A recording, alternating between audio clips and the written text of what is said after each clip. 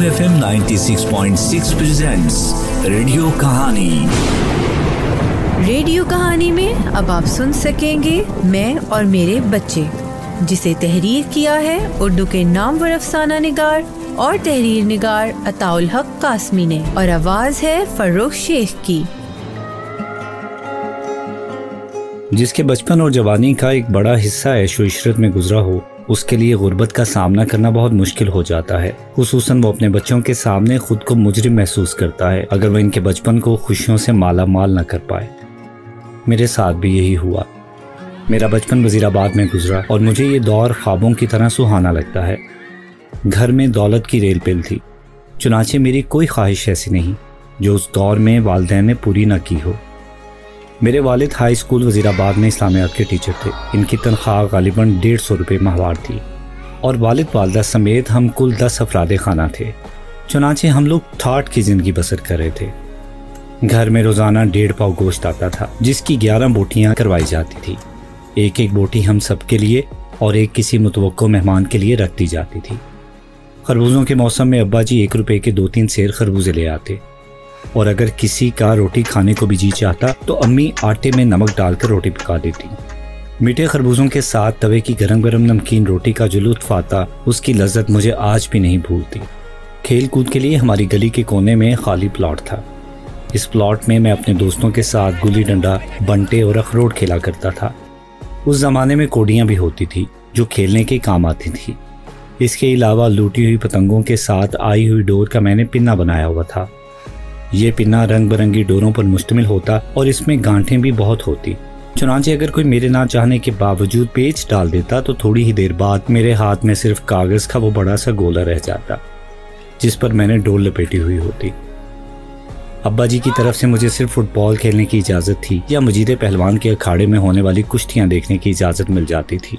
उस जमाने का एक मकबूल खेल लोहे का एक छोटा सा चक्कर था, जिसे लोहे की छड़ी के साथ मुंसलिक करके सड़कों पर दौड़ाया जाता था। उसे खुदा जाने रेड़ा क्यों कहा जाता था। मेरे पास ये रेड़ा भी मौजूद था और मैं अपने दोस्तों के साथ ये रेड़ा दौड़ाता हुआ करीमाबाद जाया करता था, जहां हम बच्चे बेरों से लदे हुए दरख्तों पर चढ़कर बेर खाया करते थे। मैं अपने बचपन पर नजर दौड़ाता हूँ तो मुझे कोई महरूमी याद नहीं आती। मुझे नहीं याद पड़ता कि मेरी कोई ख्वाहिश ऐसी हो जो पूरी ना हुई हो। मेरे पास कपड़ों के 2-3 जोड़े थे। चुनाचे में हर दूसरे तीसरे दिन धुला धुलाया नया जोड़ा पहनकर स्कूल जाता। ईद के रोज हम बहन भाइयों के लिए नए कपड़े और नए जूते आते थे कि नहीं, मगर इतना याद है कि ईद हमारे लिए बेपनाह खुशियां लाती थी। हम चांद रात को घर की छत पर चढ़ जाते। उस वक्त पूरा शहर अपने मकान की छतों पर मौजूद होता और जो ही चांद नजर आता मस्जिदों में नकारे बजना शुरू हो जाते और लोग एक दूसरे से गले मिलते। उस ज़माने में वजीराबाद में सिर्फ टांगे चला करते थे, मगर इनमें बैठने की ज़रूरत ही नहीं पड़ती थी। हर जगह चंद कदम के फासले पर थी। हमें सिर्फ उस वक्त टांगे की ज़रूरत पड़ती जब अब्बा जी हर साल पिकनिक का प्रोग्राम बनाते। चुनांचे 4-5 टांगे मंगवाए जाते और हम सब अहले खाना के अलावा खालाजाद और फूफीजाद भी इन टांगों में बैठकर दरियाए चनाब की तरफ जाते, जो हमारे घर से 2-3 मील के फासले पर था। वहाँ पहुँचकर साथ लाए गए तरबूज ठंडे करने के लिए चनाब की लहरों के सुपुर्द कर दिए जाते। जब हम सब लोग थक जाते तो किसी घने दरख्त के साए में बैठकर ठंडे तरबूज की सुर्ख मीठी मीठी काशों से अपने कामों दहन की तवाज़ु करते। कैसा ज़माना था जो बहुत जल्द गुजर गया। अब मैं एक अरसे से गुर्बत और अफलास की ज़िंदगी बसर कर रहा हूँ।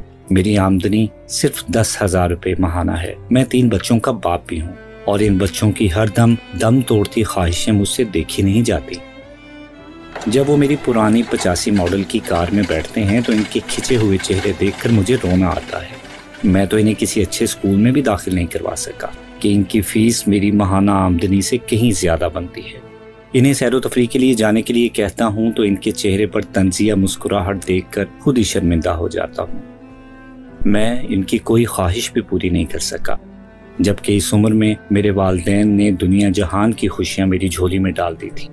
मेरे बच्चे इस कसम पुरसी पर तन्हाई में बैठकर कुड़ते रहते हैं और मैं खुद को मुजरिम महसूस करता हूँ। काश मैं अपना खुशियों से भरा हुआ बचपन अपने बच्चों को दे सकता।